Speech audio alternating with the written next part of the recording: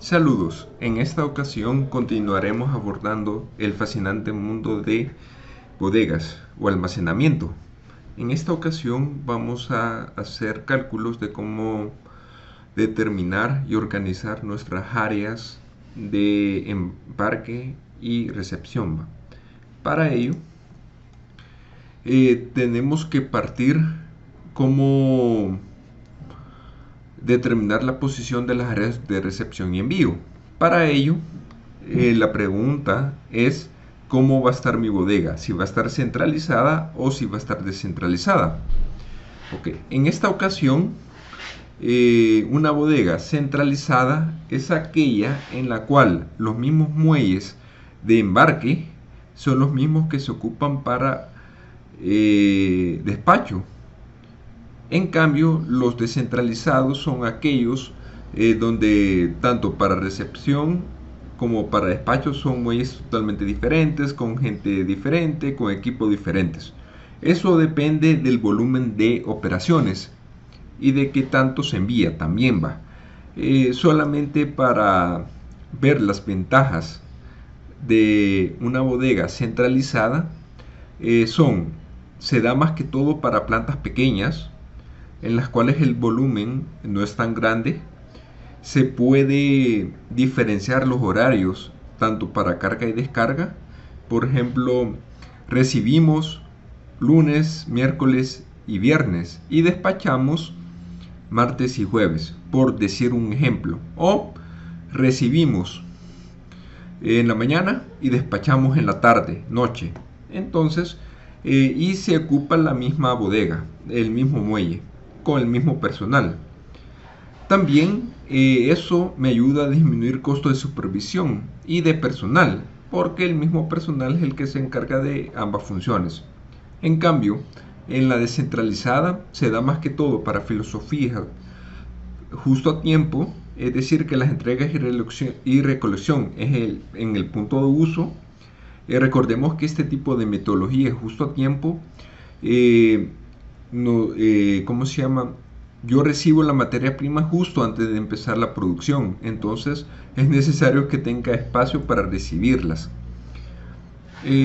También se da una desventaja, es que puede haber duplicidad de equipo de manejo de materiales. Eso aumenta los costos, porque si quizás en vez de un montacargas yo necesito doble, necesito dos supervisores y más personal.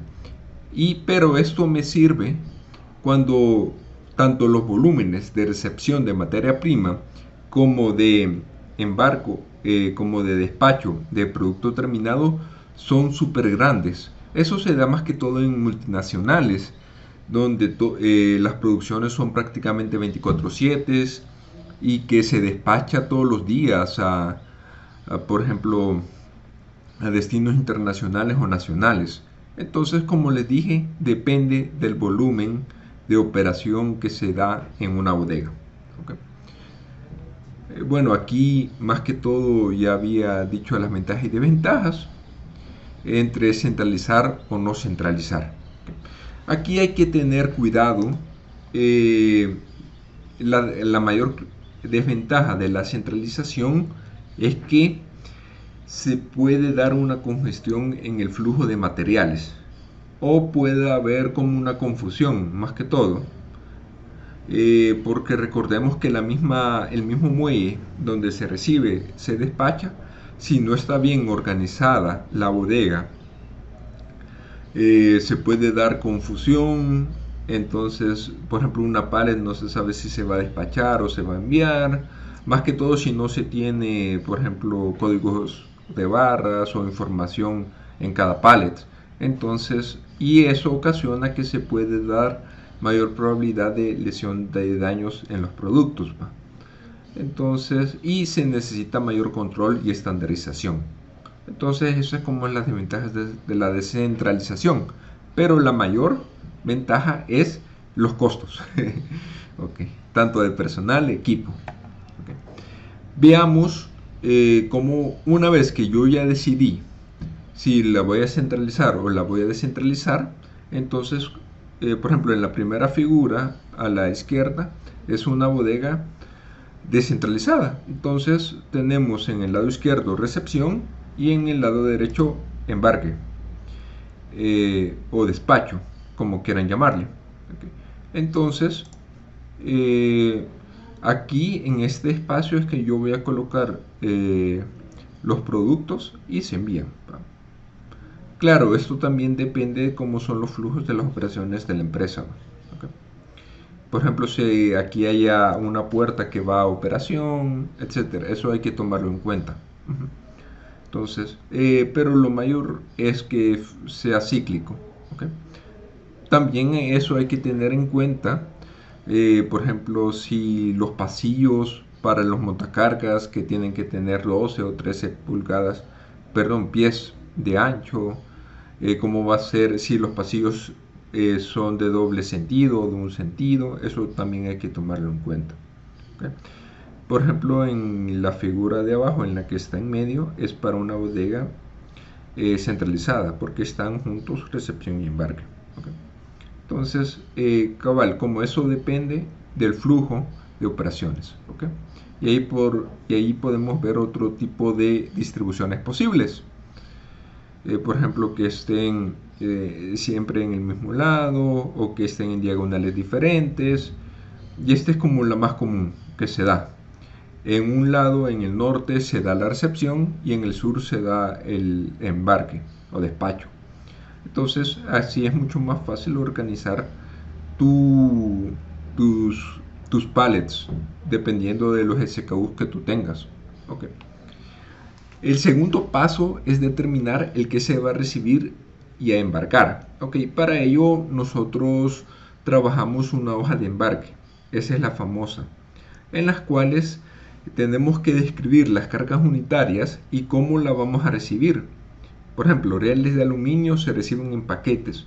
La capacidad es de 50 piezas y el tamaño es de 18 por 28 por 288 pulgadas. El peso es de 1250 libras. Tamaño de embarque, 8 paquetes. Cómo se embarca bisemanal. En qué transporte viene, camión cama plana, cómo es la especificación del camión y cuál equipo yo voy a ocupar para manejar esta carga unitaria. Como ustedes ven, pesa bastante, 1250 libras, casi una tonelada.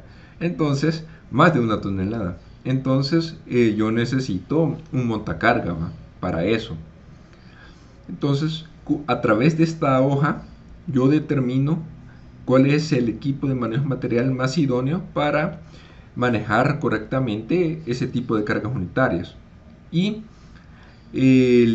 al tener descrito qué tipo de transporte yo voy a recibir, esto me sirve para diseñar correctamente el tipo de muelle para mis productos. Por ejemplo, si es camión plana, entonces por lo menos tiene que haber un espacio de 40 por 8 por 7. ¿Okay? O por ejemplo, si va a venir en tráiler, es un espacio mayor. ¿Okay? Todo eso lo tengo que tener bien documentado. En operaciones existentes, las primeras 7 columnas se obtienen del documento conocimiento de embarque. ¿Okay? En operaciones nuevas, la información debe obtenerse de los pronósticos de tipo y volúmenes de materiales planificados y para recibir y embarcar. La descripción de transporte puede obtenerse directamente del carrier.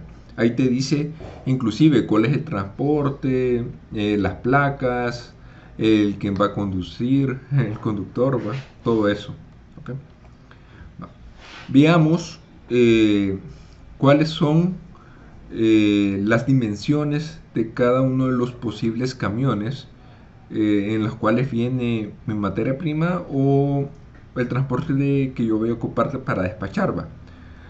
Puede venir en un camión con cama abierta, puede un semi-truck, un semicamión, o por ejemplo un camión con espacio entre las dos llantas, o un camión recto. ¿Okay? Y aquí para cada una de las dimensiones, contenedores para cargas secas. ¿Okay? Eso se ocupa más que todo para el transporte marítimo. Todo eso hay que tenerlo en cuenta. De hecho, este flatbed se ocupa para los contenedores. más que todo. Entonces, esto lo tengo que tener en cuenta para diseñar el muelle. Okay. Otra de las preguntas que yo hago es cómo va a ser la plataforma de carga. Eso también depende de qué tan rápido quiero descargar el camión y con qué equipo cuento. Y si lo voy a hacer al aire libre o tiene que ser en plataforma cerrada, en flush dock. Entonces, más que todo, si yo no quiero que haya tanta contaminación para mi bodega, entonces tiene que estar completamente cerrados. Entonces se abre y llega el camión, se parquea y vienen los montacargas y descargan el material. Pero si es un producto que no hay mayor problema, que está al aire libre, entonces puedo ocupar este tipo de plataformas para yo, por ejemplo, ya no necesito un montacarga, sino lo puedo hacer con las YALES. Entonces, me ahorra costo en este tipo de manejo de materiales. Para determinar la cantidad de plataformas de carga a utilizar, primero, eso es una aplicación de las teorías de colas que ustedes vieron en Operación 2. Para ello, usted tiene que tener la información, el tiempo de arribo de carriers y, es decir, cada cuánto viene cada carrier, el tiempo entre llegada de cada camión, eso también se puede planificar, y el tiempo de servicio. El tiempo de servicio es el tiempo en que se encarga, por ejemplo, si solamente se va a recibir materia prima, el tiempo en que se encarga, por ejemplo, sacar toda la materia prima y ponerla en el sistema, y cuando ya todo, y hacerle las pruebas, y cuando ya esté todo, ahí termina el tiempo de servicio para que llegue otro camión. Ajá. O por ejemplo, si es de despacho, el tiempo de servicio sería el tiempo desde que se parquea el camión hasta que yo ponga todas las pallets, la fleje y las envíe. Entonces, y ya tenga la documentación requerida. Por ejemplo, me aseguro de que lo que necesita el cliente es lo que envié. Entonces, ese sería el tiempo de servicio, es decir, el tiempo de cargado en el camión. Y con la debida seguridad, que es el flejado. Luego, yo tengo que determinar la cantidad esperada de movimientos que puede determinarse. ¿Va? Para ello, yo puedo hacer un análisis de línea de espera con los indicadores del WQ, LQ, LS, WS y los servidores, el mu, el RO, pero dependiendo de qué tan compleja sea este sistema, por ejemplo, que quizás en algunos horarios yo tenga dos camiones, o por ejemplo, dependiendo de la hora, el tiempo de servicio va a ser diferente, o dependiendo de qué entidad, de qué tipo de camión llegue a mi sistema, así va a ser el tiempo de servicio diferente. Para ello yo ocupo simulación tipo simio. Eso es un software que nosotros ocupamos aquí en la UCA. Y las técnicas que se usarán puede ser distribuciones de llegada de servicios, distribuciones que cambian con la hora, etc. Okay. Una página súper buena para determinar cuántos muelles yo necesito se llama supositorio.com. Okay. Escríbanlo bien, no voy a hacer que les salga otra cosa. Okay. Supositorio.com. Entonces, aquí más que todo es una teoría de colas. Permítame, yo voy a ver. Es un modelo de teoría de colas donde uno pone el tiempo de servicio, el tiempo de llegadas. Lo voy a correr aquí mejor. Okay.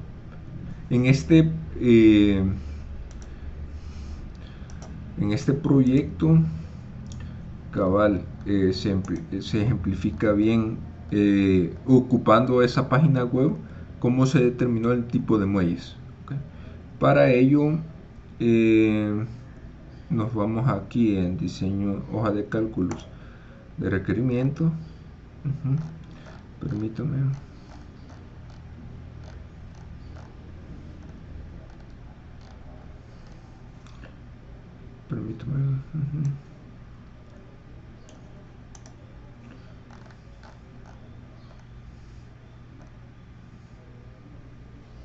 Aquí es en el 7. Okay. Tipo de cantidades a almacenar. Bueno, una vez que ya se describe cuáles son las materias primas que se va a recibir y en qué van a venir,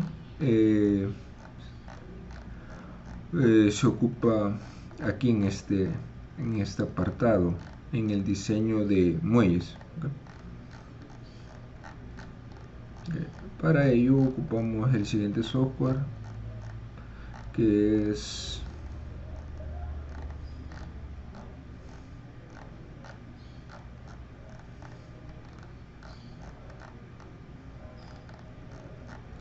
aquí en área de recepción y embarque, es que se determina el tipo de plataformas, o muelles. Para ello, ahí usted ocupa la teoría de colas, la teoría de filas, y aquí dependiendo cómo va a ser el modelo, por ejemplo, si va a ser múltiples filas con sede, aquí lo que tenemos que determinar es cuántos muelles. En este caso serían servidores. Puede ser infinito, que el sistema solo puede alojar cada clientes. Eso puede ocuparse más que todo para bodegas donde el espacio para aparcar camiones ya está definido, por decirlo así. Entonces, aquí primero se calcula cuántos camiones se tendrá en el mes, cada cuánto viene. Por ejemplo, tenemos un RO de .4286 camiones al día, menor que 1, por lo tanto, sale bien solo tener un servidor. Como les dije, entre más operaciones de despacho o de recepción se tengan, se van a necesitar más muelles, más servidores. ¿Okay? Regresando al ejemplo, una vez que yo determiné cuántas plataformas yo necesito, veo cómo es que se va a ubicar el camión, si va a ser horizontal o en diagonal. ¿Okay? Esto es importante planificarlo antes de la construcción. Aquí están los requerimientos de espacio de las plataformas dependiendo de la longitud del vehículo. Eso usted lo puede ver con mayor profundidad. Y también tenemos que ver los costos. Es mucho más caro tener un muelle cerrado que un muelle abierto. Aquí está otro tipo de muelles, el flush dock, muelle abierto, por decirlo así. Flush dock, cabal, a la puerta de la bodega está su puertecita. O puede ser también muelle en pendiente, etc. También tenemos que determinar la altura de los muelles de carga. La altura de los containers puede ser de 48 a 52 pulgadas, 54, 60 o 36, dependiendo. Y el ancho y altura de las puertas, por ejemplo, puede ser de 10 a 11, 12 para mayor flexibilidad. Y el ancho, generalmente los camiones tienen un ancho de 102 pulgadas. Para dichos camiones usar puertas de 9 pies. Aquí está como un ejemplo del ancho de las puertas de carga, el ejemplo de la altura de los puertos de carga, etc. Se determinan los requerimientos de espacio para áreas internas de recepción y embarque. ¿Qué otros yo necesito? ¿Qué otras áreas? Primero, la oficina para el personal, más que todo para el encargado de bodega o el personal de logística. Generalmente ahí sí tiene sus oficinas, que es el que está pendiente si ya se envió, si ya se recibió, es quien le hace las pruebas de calidad también, es el que ve el papeleo. Entonces eso tiene que estar pegado a los muelles dentro de la bodega. También es importante tener como un salón de conductores. Recordemos que la mayoría de multinacionales ocupa subcontratata transporte primario. Entonces los conductores necesitan, por ejemplo, un espacio para descansar, donde estar esperando a que le carguen el camión. Y déjenme decirle que dependiendo de la logística de la empresa, puede ser rápido, pero también puede demorar bastante. tiene que tener sus baños, o algún comedorcito, o por lo menos para preparar sus alimentos, para que tenga también buen servicio. ¿Ok? Eh, y recipientes de manejo de desechos. Recordemos que a la hora de manejar material prima o producto terminado, con los montacargas puedo dañar el producto, especialmente si no tengo buen manejo de ese tipo de manejo de materiales. Entonces, o inclusive algún producto se me pueda perder, que ya haya pasado o se haya vencido. Entonces, o por ejemplo, el fleje o ¿cómo se llama? El plástico se me haya perdido. Entonces, eh, o lo quite del pallet, entonces yo necesito un espacio para guardar todos esos desechos. ¿Okay? Luego yo determino los requerimientos de espacio para áreas internas de recepción y embarque, por ejemplo para bodega de no conformidades, que son los productos que ya les había dicho, los rechazados, y áreas intermedias de organización.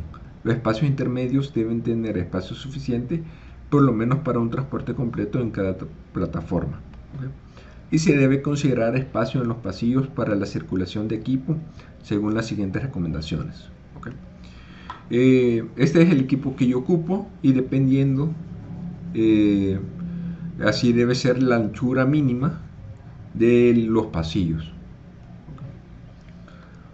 Respecto a los pallets, hay una infinidad de tamaños, pero puede ser de 32 a 40 pulgadas, de 40 a 48, pero lo más común es el de 48 por 40. Ese es el que ocupamos aquí en Latinoamérica.